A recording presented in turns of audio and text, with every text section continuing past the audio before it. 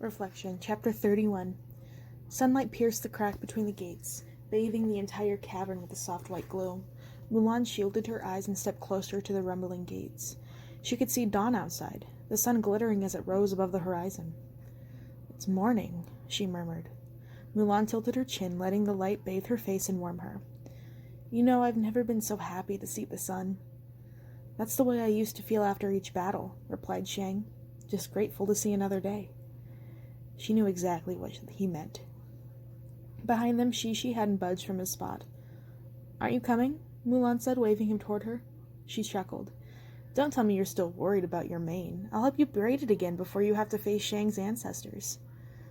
The lion straightened, gathering his tail so it curled by his side. In a deep and solemn tone, he said, "This is the last you'll see of me, Fa Mulan. I wish to make a proper farewell." Mulan's hand dropped to her side. Her good humor faltered.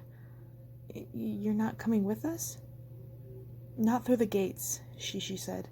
"Promised General Li I would aid you in saving his son. That journey is over now, and after I report to the Li ancestors, I must assume my duties as Li Shang's guardian." Mulan had become so fond of Shang's guardian, it had never occurred to her that the lion wouldn't continue to be part of her life after their journey to Daiyu together.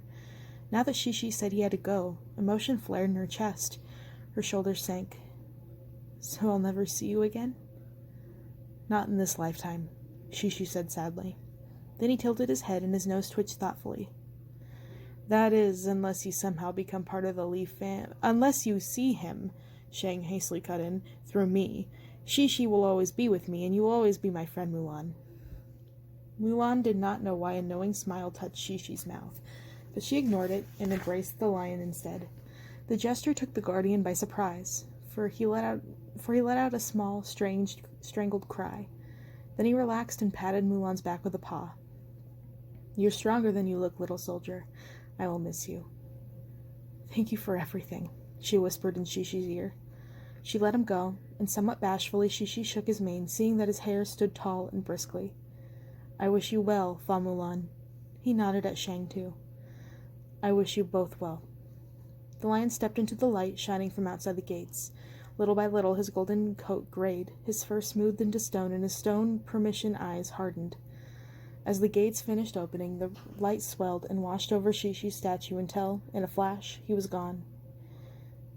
Mulan swallowed hard. She turned to Shang. "Ready?" "Wait." She looked up at him, curious what he had to say. "Yes?" "When we go back, you'll be Ping again." Looking flustered, he stared at his hands. I was just getting used to calling you Mulan." Shang hesitated. Color deepened his face.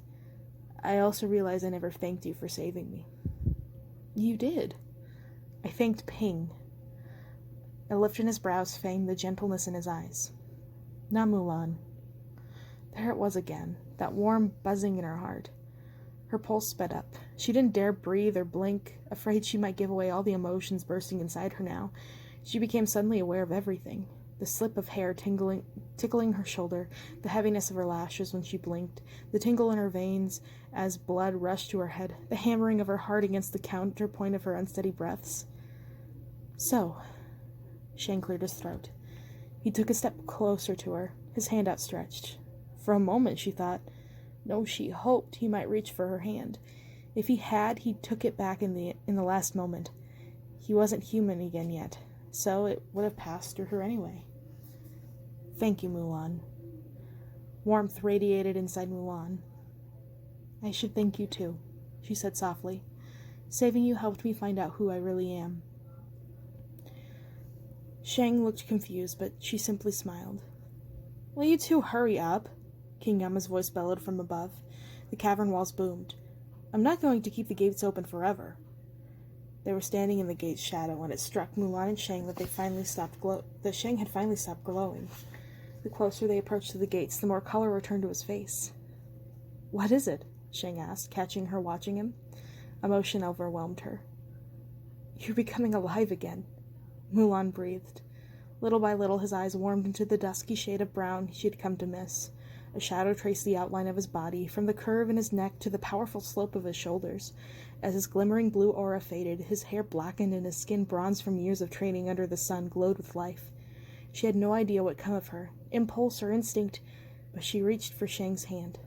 He looked surprised, and for an instant she wondered whether it was because he could feel her touch or because she had reached for him. Maybe both. Shang's stance loosened and she drew her close, not letting go of her hand. I told you once you were the craziest man I ever met. I guess I have to change that to the craziest woman. Mulan laughed. You're delaying us from leaving Daiyu to tell me that. And that Ping was right about his sister. Now Mulan lifted her chin, curious. Why's that? She's strong and kind and beautiful and brave, and also speaks her mind, Mulan reminded him. Honest, in the way that counts most. And she occasionally disobeys orders, Mulan warned him, even from her commanding officer. She has discerning judgment. Mulan smiled. Tentatively, he reached for a wisp of hair that clung to Shang's temple. She brushed it aside gently, and Shang caught her hand to his and brought it to his chest. Mulan's skin tingled. I'll never meet another girl like her, he said. Now that the war is over, I'd be fooled to let her out of my sight. A surge of warmth swept over Mulan. She felt herself glow, felt the heat in her heart ripple through her veins and rush to her head. It was the strangest sensation. At first she strained to maintain control, for maybe she'd misunderstood Shang. Oh, she couldn't tell. The ground was spinning and her heart was pounding so madly. Maybe she imagined everything he'd said, but from the way he held onto her hand and the way he looked at her, waiting tensely for her answer, she knew she hadn't imagined it. So she couldn't control the giddiness of her heart, that swoop in her stomach, or the tremble in her knees, and her face broke into a smile. Then, before King Yama interrupted again, Mulan turned to face the gates.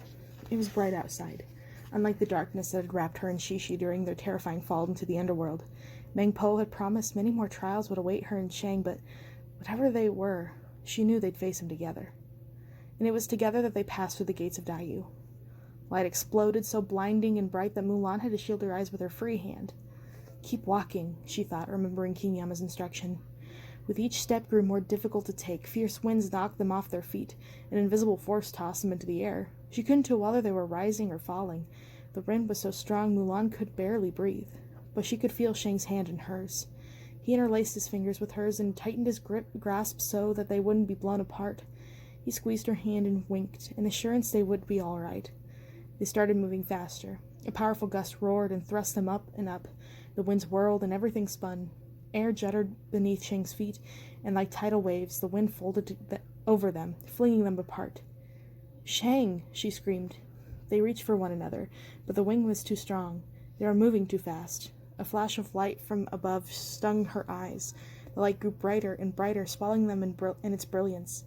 Shang's face was the last thing she saw before the world tilted and everything went black.